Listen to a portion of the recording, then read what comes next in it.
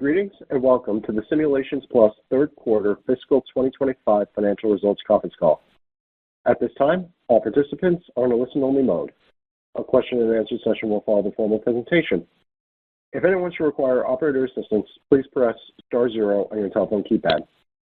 As a reminder, this conference call is being recorded. It is now my pleasure to introduce Lisa Fortuna from Financial Profiles. Ms. Fortuna, please go ahead. Good afternoon, everyone. Welcome to the Simulations Plus third quarter fiscal 2025 financial results conference call. With me today are Sean O'Connor, Chief Executive Officer, and Will Frederick, Chief Financial Officer of Simulations Plus. Please note that we updated our quarterly earnings presentation, which will serve as a supplement to today's prepared remarks. You can access the presentation on our investor relations website at simulationsplus.com. After management's commentary, we will open the call for questions. As a reminder, the information discussed today may include forward-looking statements that involve risks and uncertainties. Words like believe, expect, and anticipate refer to our best estimates as of this call, and actual future results could differ significantly from these statements. Further information on the company's risk factors is contained in the company's quarterly and annual reports and filed with the Securities and Exchange Commission. In the remarks or responses to questions, management may mention some non-GAAP financial measures. Reconciliations of these non-GAAP financial measures to the most directly comparable GAAP measures are available in the most recent earnings release and on the company's website. Please refer to the reconciliation tables in the accompanying materials for additional information. With that, I'll turn the call over to Sean O'Connor. Please go ahead.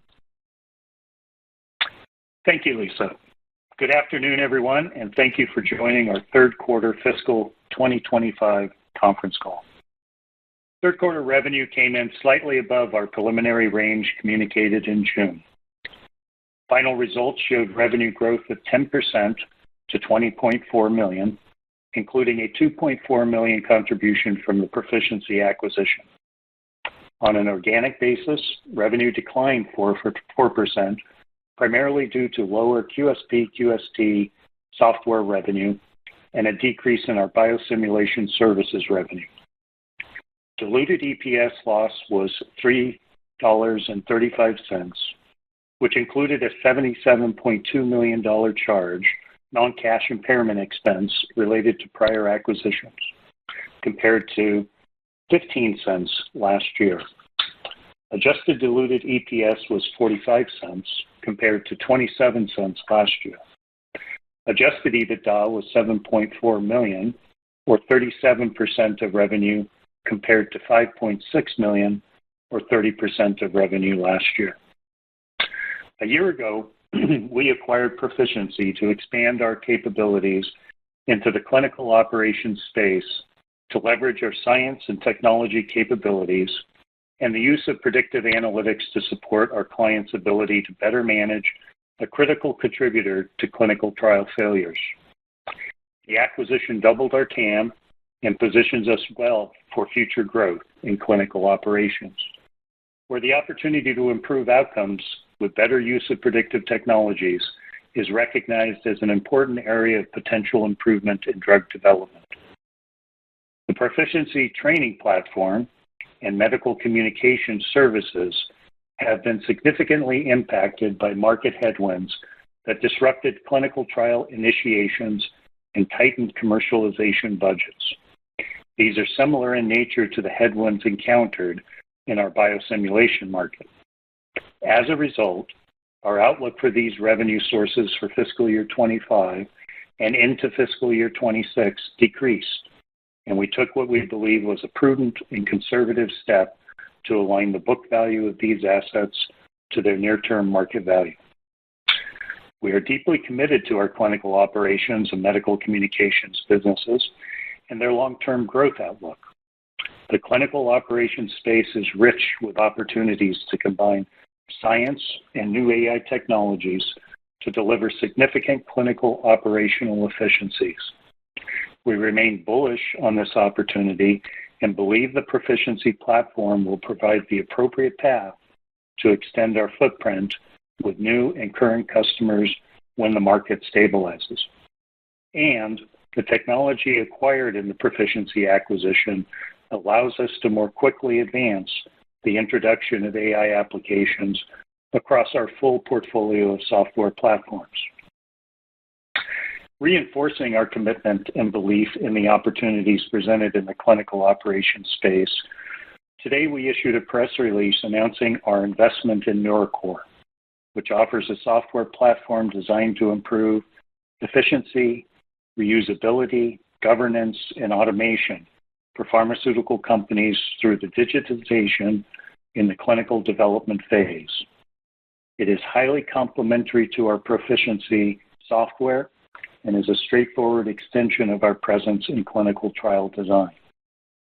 With NeuroCore, we are further enhancing our capabilities to provide a more seamless and data-driven approach to trial execution, which reflects our ongoing commitment to clinical trial design services. As most of you are aware, the biopharma market has been difficult for the past several years. Large pharma is facing headwinds such as patent expirations and Inflation Reduction Act pricing pressures, while biotech companies have seen a significant pullback in available sources of capital. These challenges have been further exacerbated by the threat of tariffs, most favored nation pricing policies, and significant budget reductions at the NIH and FDA. Combined, these market headwinds have created more uncertainty and further constrained biopharma spending. With solid revenue growth in the first half of our fiscal 2025, I think it's fair to say that our team has generally executed well through some choppy market conditions. Our software revenue, while impacted, has continued to grow well. However, our services revenue has been more significantly impacted by the cost constraints implemented by our clients. We encountered a slowdown in our services bookings in the third quarter that will affect near-term project flow. Additionally, more delays in contracted projects push services revenue out to future quarters.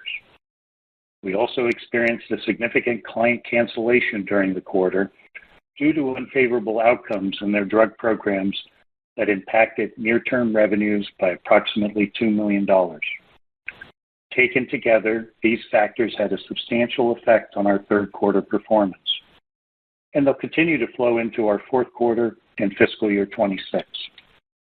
This lower than expected services revenue contributed to the downward revision of our full year 2025 guidance that Will is going to cover shortly. Excuse me. Moving to our software revenue, our software business continued to perform well, given its role as critical infrastructure in drug development programs. Software revenue grew 6% in the quarter, mainly driven by our ADMET Predictor solution and modest growth in our GastroPlus and MonolixSuite platforms, partially offset by a decline in our QSP/QST biosimulation platform. Our discovery cheminformatics platform, ADMET Predictor, grew 8% year over year and 4% on a trailing 12-month basis. At the end of the quarter, we released ADMET Predictor 13, our flagship machine learning modeling platform for the design, optimization, and selection of new molecules during various stages of drug discovery, with improved features in the areas of first-to-invent advantage, elevated predictive power, and enterprise-ready automation.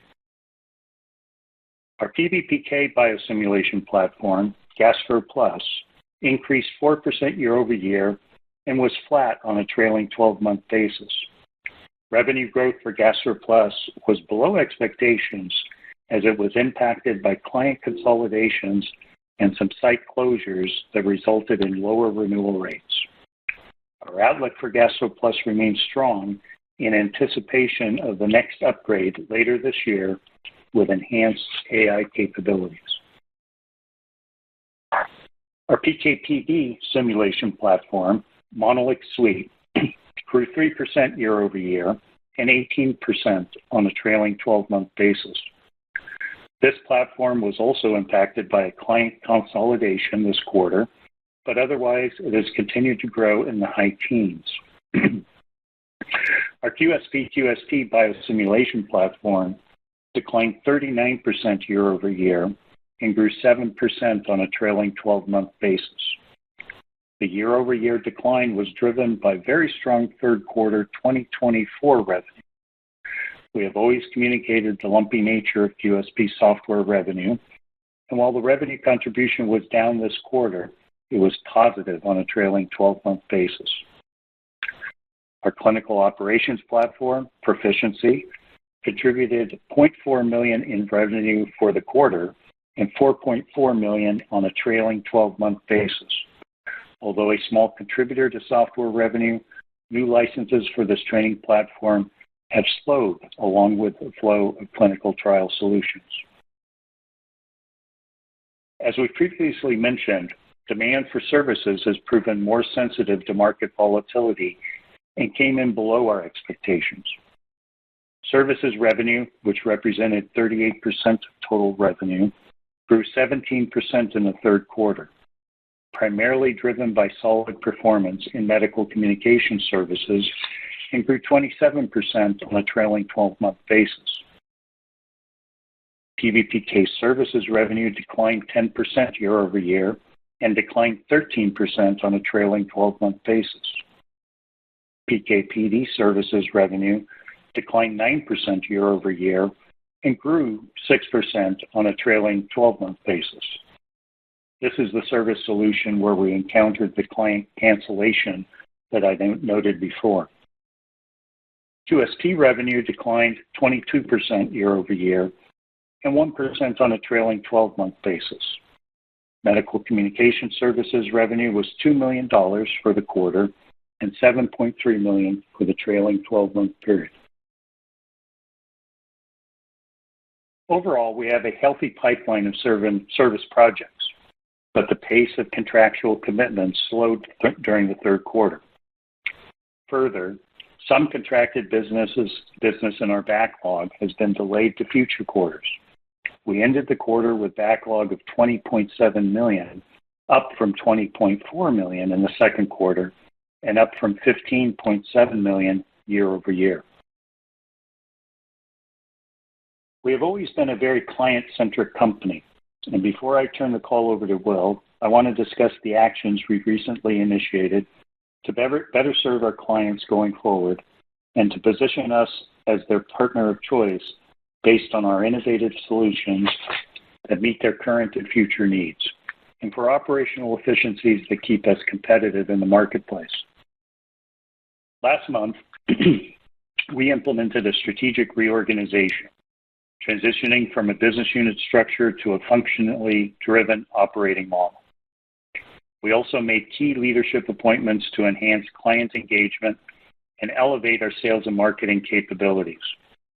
These actions mark the final phase of a multi-year transformation aimed at streamlining operations, unlocking synergies across teams, and concentrating our resources on the most promising growth opportunities. We believe the new organizational structure will also foster greater collaboration through centralized product and technology development, contributing to accelerated delivery of software enhancements, platform integration, and AI advancements. Two tangible examples of the benefits from this reorganization. First, by consolidating our product management and software development teams into a single functional organization, we've achieved greater consistency in development, improved efficiencies, and accelerated delivery of enhancements across all our platforms. This structure enables us to continue advancing the scientific enhancements of each of our products while maintaining our leadership position. Key development opportunities such as AI functionality, optimized cloud infrastructure, and enhanced product interoperability will be more effectively executed through our unified software team. Second, the integration of our services group reflects the increasing value of our diverse modeling service solutions, which are often combined to support complex client projects. Our clients frequently present unique challenges that require multidisciplinary teams to efficiently solve their needs, and this consolidation allows us to better support them. Through this reorganization, we also streamlined our workforce, which will result in greater efficiency in our cost structure. Beyond these cost savings, we also aligned our services capacity more closely with current needs. We remain confident that we will be able to scale operations effectively as demand stabilizes.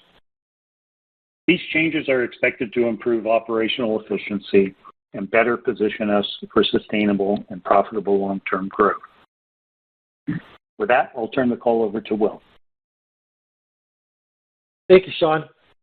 To recap our third quarter performance, total revenue increased 10% to $20.4 million, including a $2.4 million contribution from the Proficiency acquisition. Software revenue increased 6%, representing 62% of total revenue, and services revenue increased 17%, representing 38% of total revenue.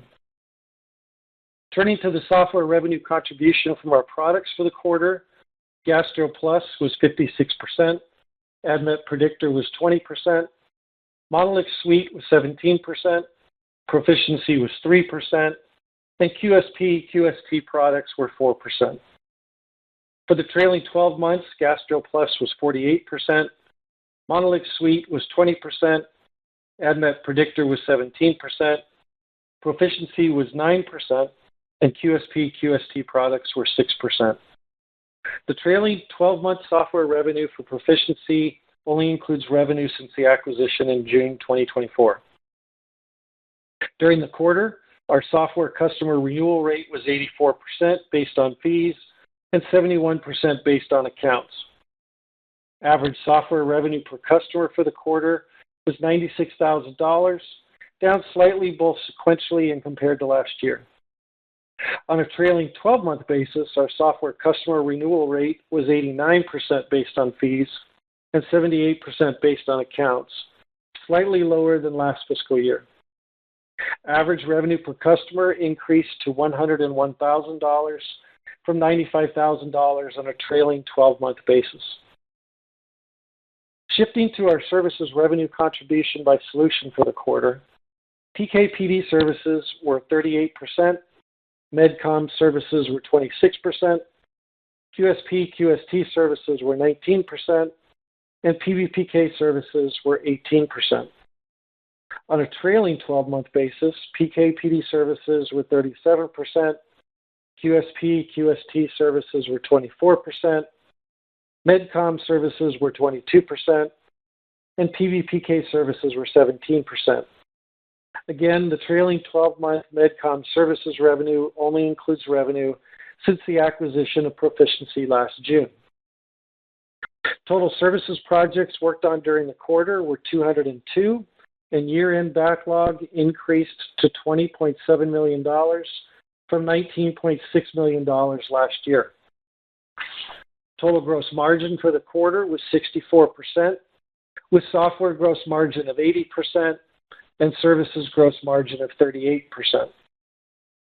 On a comparative basis, total gross margin for the prior year quarter was 71%, with software gross margin of 88% and services gross margin of 41%.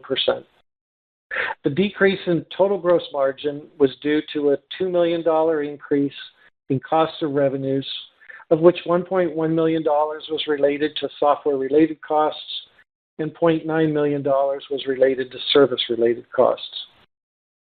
Turning to our consolidated income statement for the quarter, R&D expense was 6% of revenue compared to 7% last year. Sales and marketing expense was 13% of revenue, equivalent to last year. G&A expense was 30% of revenue compared to 41% last year. And total operating expenses, excluding impairment expense, were 49% of revenue compared to 61% last year. Total operating expense for the quarter includes a one-time non-cash impairment expense of $77.2 million based on a valuation assessment we made to align the book value of our assets to their current market value. Income tax benefit for the quarter was $6.7 million compared to income tax expense of $0.8 million last year, and our effective tax rate was 9% compared to 19% last year. Net loss for the quarter was $67.3 million compared to net income of $3.1 million, and diluted EPS loss was $3.35 compared to diluted EPS of 15 cents last year. Adjusted EBITDA for the quarter was $7.4 million, or 37% of revenue, compared to $5.6 million, or 30% of revenue last year, and adjusted diluted EPS was 45 cents compared to 27 cents last year. The reconciliation of non-GAAP financial metrics to the relevant GAAP metrics is in our earnings release and on our website. Turning to our balance sheet, we ended the quarter with $28.5 million in cash and short-term investments. The decrease in total assets this quarter reflects the non-cash impact of the impairment charge. We remain well capitalized with no debt and strong free cash flow to execute our growth strategy. Moving on to our revised outlook for fiscal year 2025, we now expect total revenue to be between $76 to $80 million and Proficiency to contribute between $9 to $12 million. Year-over-year revenue growth in the range of 9 to 14%. Software mix between 55 to 60%. Adjusted EBITDA margin between 23% and 27%. And adjusted diluted earnings per share of between 93 cents and $1.06. I'll now turn the call back to Sean. Thank you, Will. We faced new challenges in the third quarter, which recalibrated our outlook for the balance of fiscal 25. At the same time, we remain optimistic about the long-term prospects for biosimulation growth and the use of AI predictive analytics in clinical operations. Our positive long-term outlook is underpinned by growing demand for more efficient drug development, an area where our platforms and solutions deliver clear value. The regulatory environment is also increasingly supportive of in silico methods, as demonstrated by the FDA's recently announced roadmap to reduce animal testing through the adoption of new approach methodologies. Additionally, the FDA Commissioner has publicly endorsed the use of AI in drug development, highlighting its potential to enhance both speed and efficiency without sacrificing safety and efficacy. Just this week, the NIH announced that the biomedical agency would no longer award funding to new grant proposals solely relying on animal testing. Since it remains unclear when the market will stabilize, we believe that we have taken necessary actions that will allow us to operate effectively and efficiently to serve our clients until the market dynamics improve. As in prior years, we will provide our fiscal 2026 outlook when we report fourth quarter results. Assuming current market conditions persist in the near term, we generally anticipate modest improvement in fiscal 2026 compared to fiscal 2025. We anticipate exiting fiscal year 25 with relatively flat organic revenue growth, with software revenue growth in the 5 to 9% range and services revenue decline in the 9 to 13% range. Between now and when we provide fiscal year 26 guidance, we will have the benefit of understanding the ongoing impact of market headwinds, as well as input from clients as they undertake their calendar year budgeting cycles. Looking to the future, Simulations Plus is rolling out a series of new AI-driven initiatives across our product suite as part of our commitment to innovation. Key upcoming developments include cloud platform development. Our expectation is that this platform will become the connective tissue, linking artificial intelligence across our solutions, seamlessly embedding AI-driven insights and automation into each of our new products, each of our major products. Our AI-enhanced GastroPlus release, anticipated later this year, will debut integrated AI assistance accessible via a cloud platform. This will augment users' modeling workflows with intelligent guidance and real-time predictive analytics, demonstrating the first step in our cross-product AI integration. Specifically, our next GastroPlus release will include Assessments Plus, a modeling co-pilot that offers instant assessment and recommendations for compounds and simulations. Its expert-driven guidance is built on real scientist input and is engineered to avoid hallucinations. It ensures experienced modelers consider potential model optimizations and empowers newer users to quickly gain competency in model building and the multiple disciplines that underpin PBPK. Orchestrator, an automation package for complex and time-consuming workflows. Once set up, users can build, modify, execute, and visualize modeling projects and results with a single click using R scripts, Python code, and more. Streamlining tedious tasks, minimizing errors, and accelerating data processing to free up time for researchers to engage in deeper analysis and innovation. And GastroPlus GPT, an AI-powered chatbot that provides conversational-style real-time answers and support for technical and operational questions, and extracts information from unstructured data sources for effortless setup of GastroPlus input files and reports. The foundational OpenAI large language model-driven program is available 24/7 and enhances users' modeling proficiency and efficiency. And finally, portfolio-wide AI rollout. Following the GastroPlus update, we plan to introduce additional AI integrations into our flagship tools such as ADMET Predictor and MonolixSuite in the next fiscal year. Each integration is aimed at enhancing product capabilities and delivering greater value to our clients through improved productivity, deeper data insights, and streamlined decision support. These AI initiatives underscore Simulation Plus's focus on applying advanced technologies like AI to drive innovation and business growth. By leveraging our new AI-powered features, we believe we will gain a distinct competitive advantage and expanded value proposition in the biosimulation market.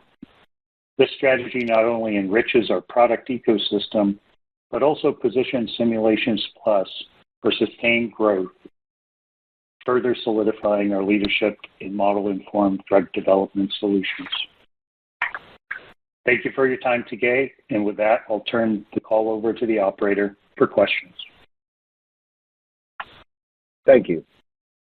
Ladies and gentlemen, if you would like to ask a question, please press star 1 on your telephone keypad, and a confirmation tone will indicate your line is in the question queue.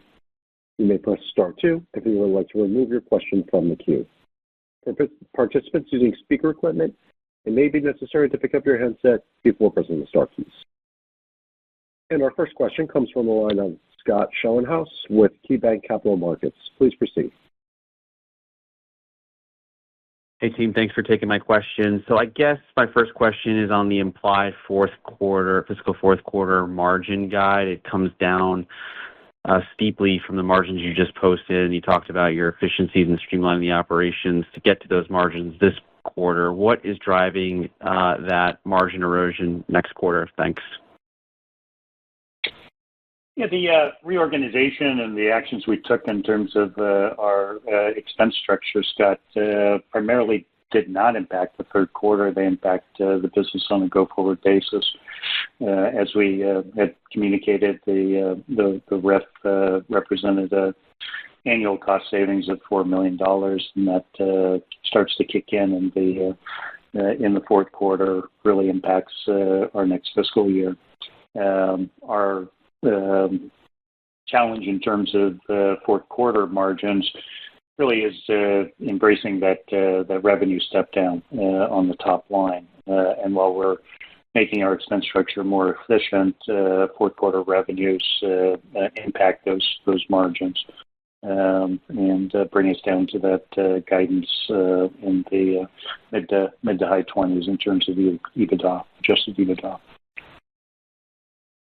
And then on the renewal rates on the software side, it's stepping down from 93% to 84% on the fees and 86% to 71% on the accounts. And I think you talked in the prepared remarks about mostly this was driven by GastroPlus site closures from certain accounts. Can you just provide more color here?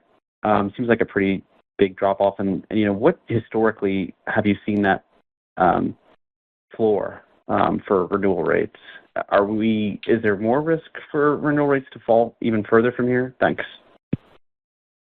Yeah, our renewal rates, as we've said previously, historically, the renewal rate is impacted primarily by consolidations, site closures, combinations of our clients that result in reduction of the renewal size, and that certainly was the case in the third quarter. A consolidation both with regard to a GastroPlus client and as well a Monolix client impacted those renewal rates for those two products.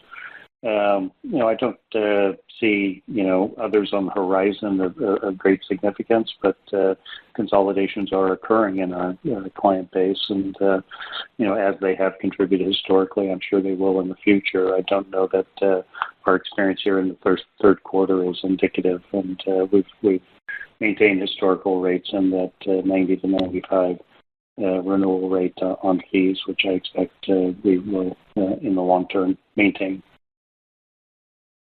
Thanks. The next question comes from the line of Matt Hewitt with Craig-Hallum Capital Group. Please proceed. Good afternoon. Thanks for taking the questions. Maybe first up, regarding the April 10th guidance from the FDA, my sense was initially that there was a little bit of a pause, that your customers kind of pulled back a little bit, trying to understand what the new guidance was, how it impacted their business and their clinical trials and whatnot. Are you starting to see that come back as those customers become more comfortable with what the guidance calls for? And are you anticipating that things could start to pick up as we exit this calendar year and get into fiscal 26 for you guys? Yeah, thanks, Matt. First I'd say that, the announcement by the FDA with regard to use of NAM, alternative methodologies and replacements of animal testing, is one component of the drug development process, and that taking place in early preclinical translational activities with our clients. Our products and services serve the full development cycle, and so the announcement is A, very specific to a certain area of drug development, and B, never underestimate the time it takes for these objective stating goals to be translated down into actionable steps. It is topic high on the list of all of our conversations today with clients that are in that phase of development with some of their programs, but action is still at that stage of awaiting for clarity from the FDA and their stated process of putting together guidelines and interacting with industry in their development, and that's a process that will take some time. Certainly, it is an indicator of momentum in terms of the use of modeling and simulation there at that stage of development, and broadly wind in the sails of the use of modeling and simulation. It's where future drug development will go and become more dependent upon in silico techniques.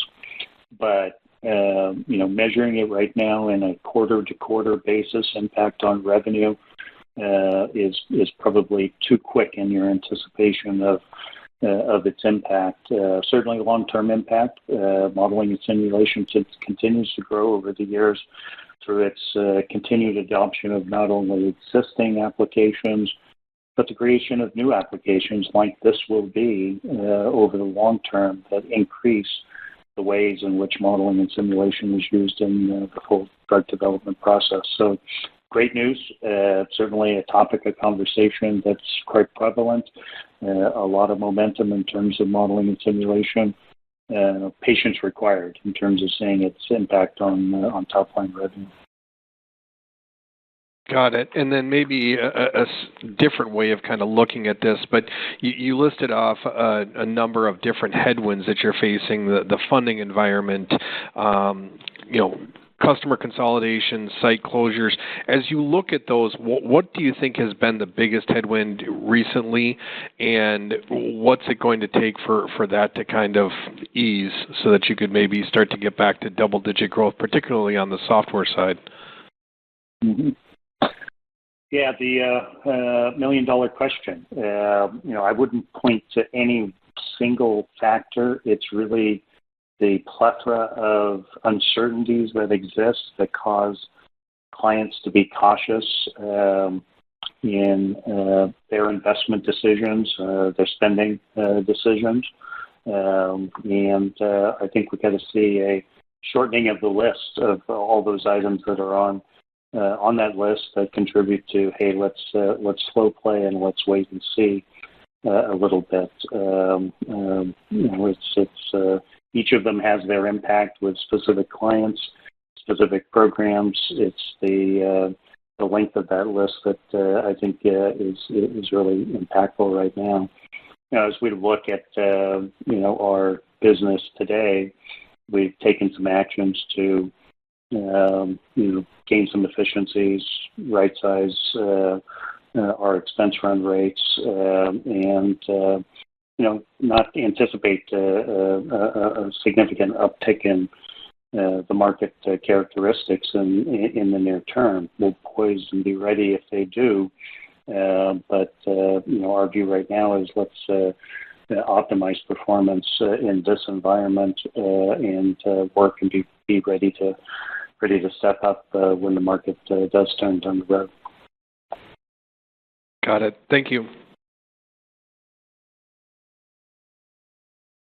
The next question comes from the line of Max Smock with William Blair. Please proceed. Hi, great. It's Christine Rains on for Max Smock. So just to start with, circling back on the previous question on 4Q EBITDA margin expectations, just hoping to get a bit more clarity here. So at the midpoint of your guide, it seems like revenue is dropping off around $4 million sequentially, but your adjusted EBITDA step down is roughly $6.5 million, even though I think you're expecting around $1 million savings from cost cuts.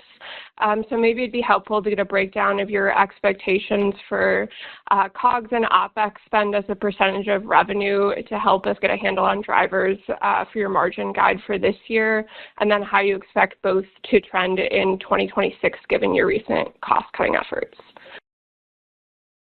Yeah, I'll provide an answer at a high level, and then Will, I certainly invite you to jump in. The revenue drop in the fourth quarter at an environment, even with a RIF and a reduction, our expense load generally is linear. And while that's impacted by some of the efficiencies, fourth quarter is also a quarter in which a lot of marketing activity takes place. A number of our conferences, key industry conferences, occur in that quarter. And so the combination of revenue step down and expense, while muted, there are expense drivers that come into the fourth quarter. We started out the year looking to try and step up. Our original guidance was pointed towards getting close to and stepping up to the 31 to 33% range. With a significant drop in revenue, some expense reduction has taken place, but that still is going to fall through and leads to a reduction on EBITDA guidance. Well, I don't know if you have anything to add to that. Yeah, I'd say that pretty much characterizes the expectation that with a revenue drop, but largely fixed costs for us on the personnel side, although we will see some cost reductions as a result of the layoffs in May.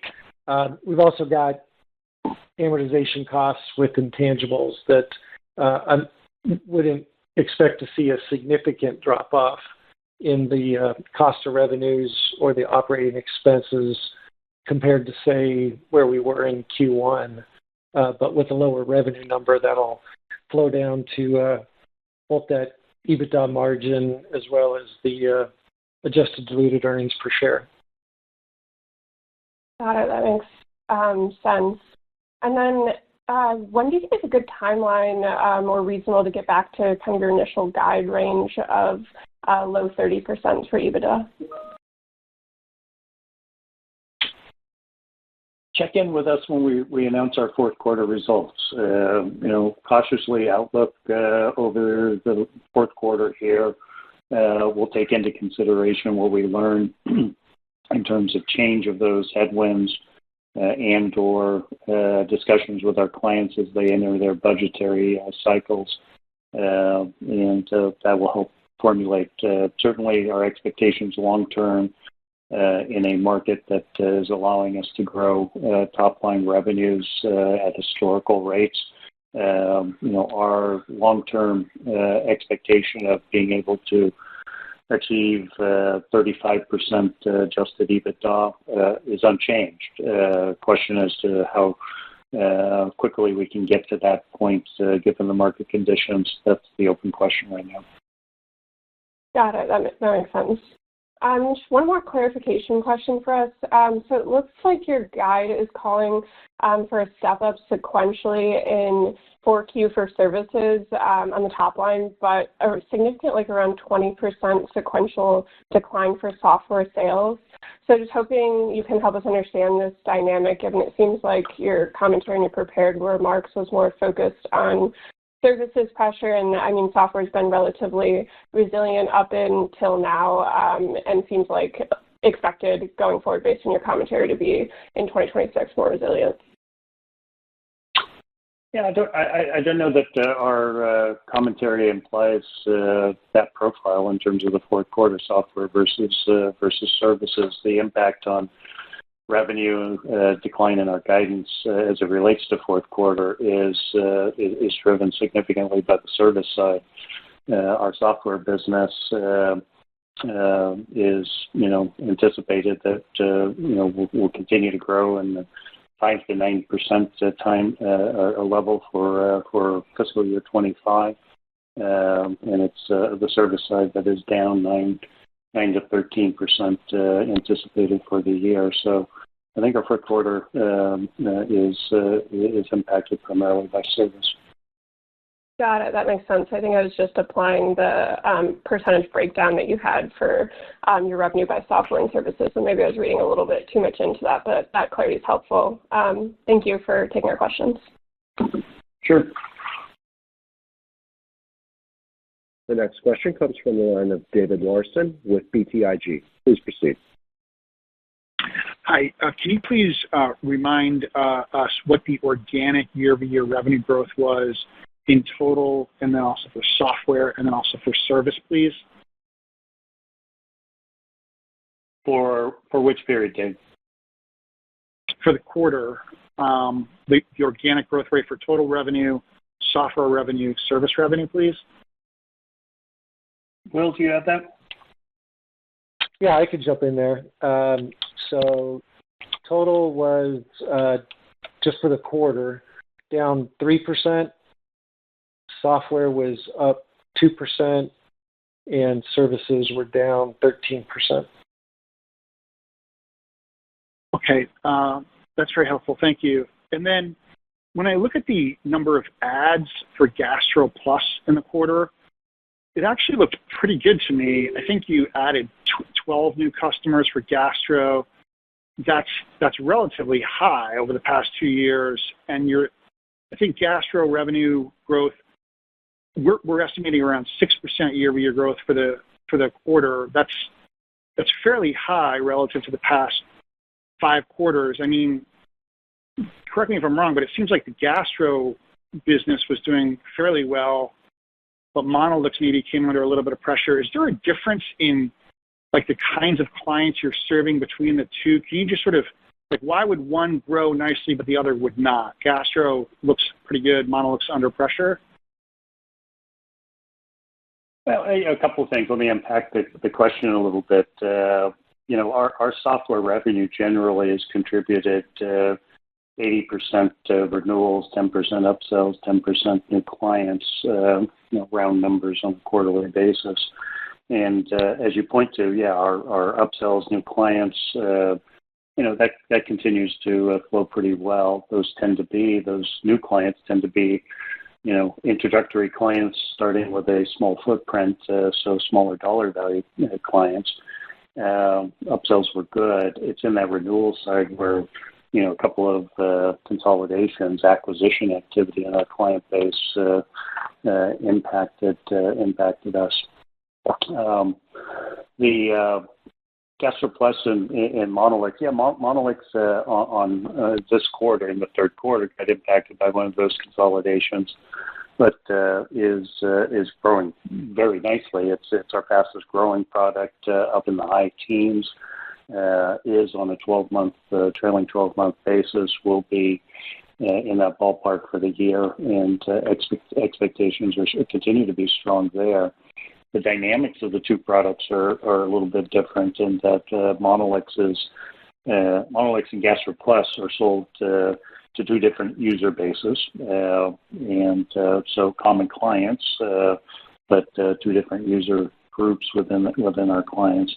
Monolix has the benefit as well as not only chasing those upsells and new logos, but is also taking market share away from the primary product in that space, non-MEM. And so that is contributing to its higher growth rate compared to the other software platforms, Toxicity Predictor and GastroPlus.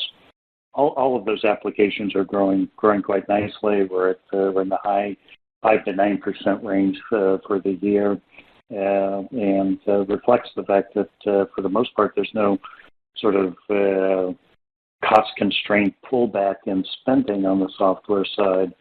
We'd anticipate that in better times that they'll be growing their departments more rapidly and therefore add to and contribute to software revenue growth that has historically been in 10 to 15% range historically. They're not growing their groups, but they're not dismantling. That dismantling, if anything, comes from consolidation when clients combine and are acquired. So hopefully that helps, Dave. It does. And then on the service side, how did bookings do? I think backlog, correct me if I'm wrong, but I think backlog was actually up 6% year over year. How are bookings themselves in the quarter on a year over year basis?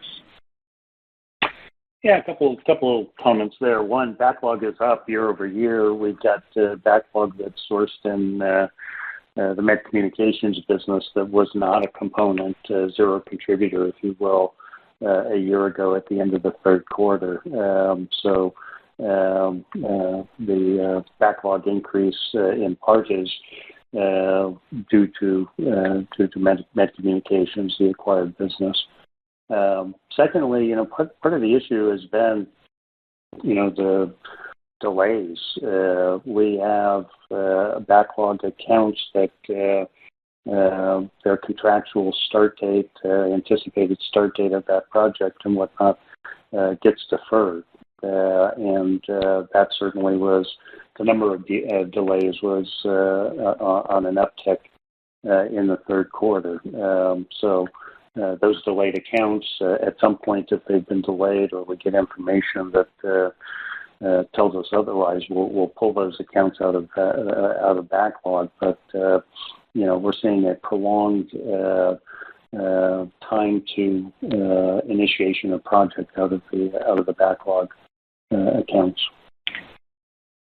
Okay, last one for me. Obviously, the broader S&P 500 pulled way back on Liberation Day, and it has since come back up, which I kind of view as the tariff relief rally.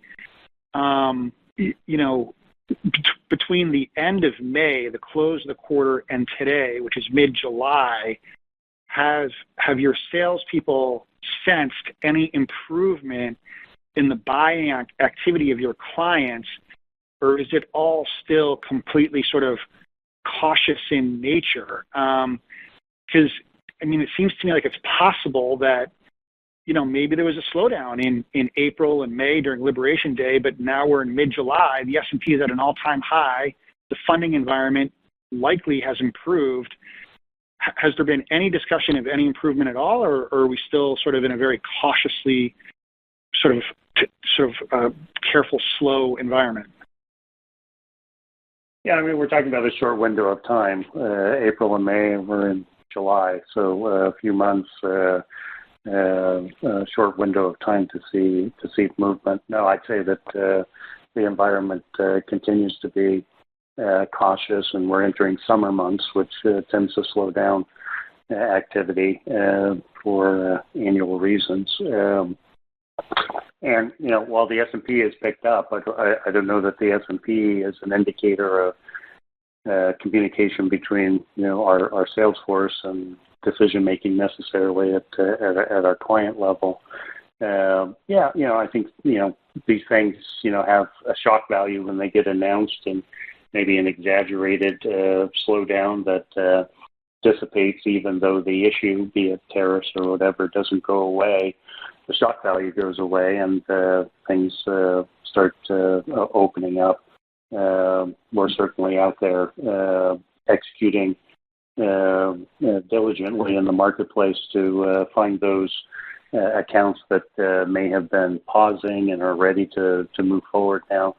But I'd say it's too short of a window of time to draw any conclusions just yet. Thanks very much. I'll hop back in the queue. The next question comes from the line of Constantine Davids with Citizens. Please proceed. Yeah, can you just expand on the, you called out a services cancellation that had a $2 million, I think you used the word, or words near-term impact. So was that all in the third quarter, or was this something that you'd contemplated in terms of hitting fourth quarter as well? Yeah, Constantine, it was a single client with contracted services covering 2 drug programs, which, from a contract basis were anticipated to begin contribution to the third quarter with more significant contribution to the fourth quarter. And both of those programs had bad readouts. The client canceled the contracts, canceled their programs, and in fact laid off 95% of their staff. So very impactful scenario. Its impact was the majority of it in the fourth quarter, with some impact in the third quarter as well.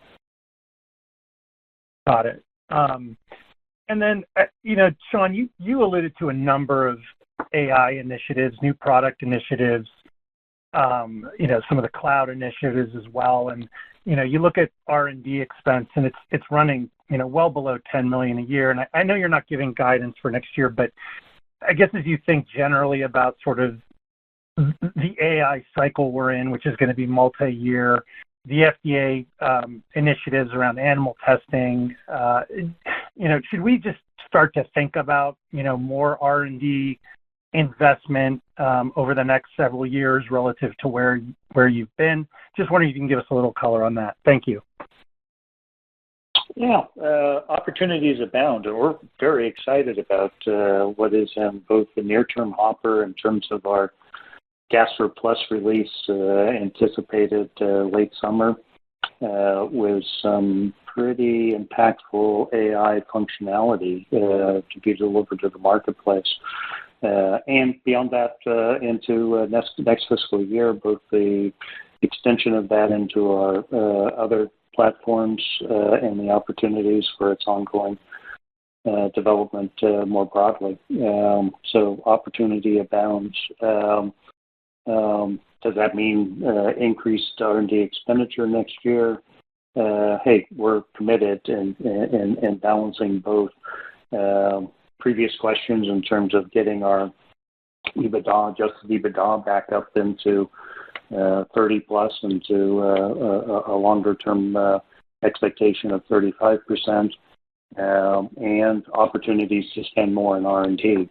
And we will cautiously balance those two opportunities as we move forward. The productivity on the AI side of the R&D team is high.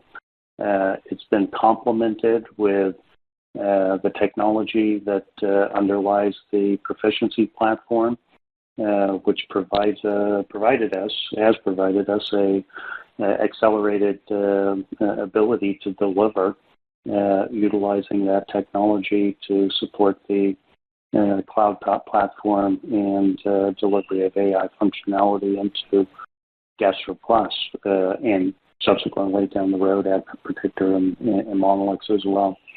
So pretty exciting times on the technology side. How that impacts R&D, it'll be a balancing act between EBITDA improvements and the needs on the R&D side.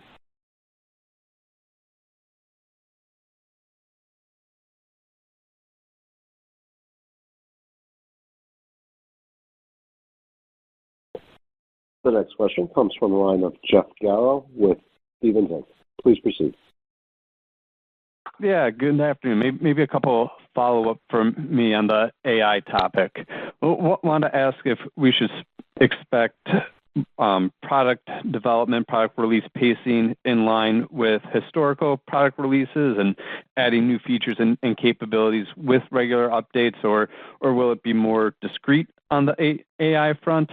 And then also want to ask about any gross margin implications we should think about with AI and with some of the costs related to usage there. Do you move to a more transactional model? Thanks. Yeah, I mean, I'll work backwards. Impact on margins.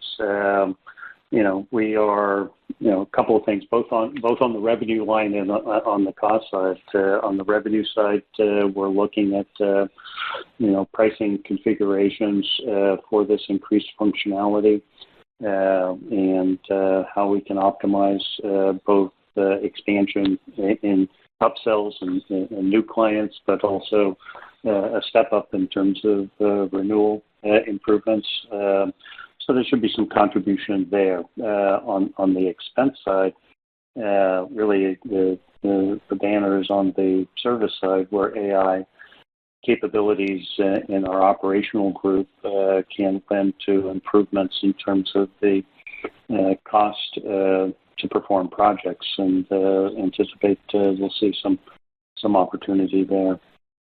The pricing structure, are we going to move to a more transactional sort of perspective? Not on the near-term horizon. Our clients really are not demanding that. We may provide some of these solutions in a situation that is more transactionally based, but a movement to a transaction-based SaaS model is still deep in the horizon for our customers, and that's really driven by their desires at this point in time. Hope that answers your question, Jeff. Yeah, then the first part of it was around pacing of releases, kind of regular updates or more discrete. Yeah, I think, yes and no. Our ability to deliver more frequent updates is certainly a driver in terms of our new product and technology organization. Our clients operate in a regulatory environment, and their desire is primarily to not be updating frequently. So the base application, GastroPlus or Monolix, its releases on an annual basis fits their need and their investment desires on updating inside their IT operations. To the extent that we provide some of these in the cloud that are more accessible outside their SOP environment, we may be able to deliver those, more quickly paced during the course of the year, and intend to be able to do so. Whether our clients will be able to in their environment and their IT infrastructure and cost and planning capabilities, whether they'll adopt them more rapidly or not, we'll see. We'll certainly give them the opportunity to. Understood. I appreciate that. And then wanted to hit proficiency and see if you had any updated financial expectations for FY25 and any color you might be able to provide on the large proficiency engagement that was expected to start in the back half of the year that you had discussed last quarter. Thanks. Yeah, that engagement was in the medical communication side of the business, and that has proceeded. It was impacted a little bit, delayed in part on the commercialization side by the client. Not canceled, but delayed. But that project has initiated. Overall, as we indicated in our guidance, $9 to $12 million contribution from both the proficiency platform and the med communications business. Certainly down from our expectations at the beginning of the year, but again driven by these same factors, headwinds in terms of slow startup clinical trials and cost-constrained environment. Got it. Thanks for taking the questions. Thanks, Jeff. Thank you. This concludes the question and answer session, and I'll turn the call back to Sean O'Connor for closing remarks. Thanks again, everyone, for joining our call and your interest in SimPlus. In the next few months, we'll be attending some important industry events, including the Controlled Release Society annual meeting, which started today, and the American Chemical Society National Meeting in August. For the financial community, we'll be attending the KeyBank Annual Technology Leadership Forum in August, and the Wells Fargo 2025 Healthcare Conference and the Morgan Stanley Annual Global Healthcare Conference, both in September. Hope to see many of you there. Appreciate you joining the call, and look forward to talking to you again and updating you at the end of the fourth quarter. Take care, everyone. This concludes today's conference. You may now disconnect your lines at this time. Thank you for your participation.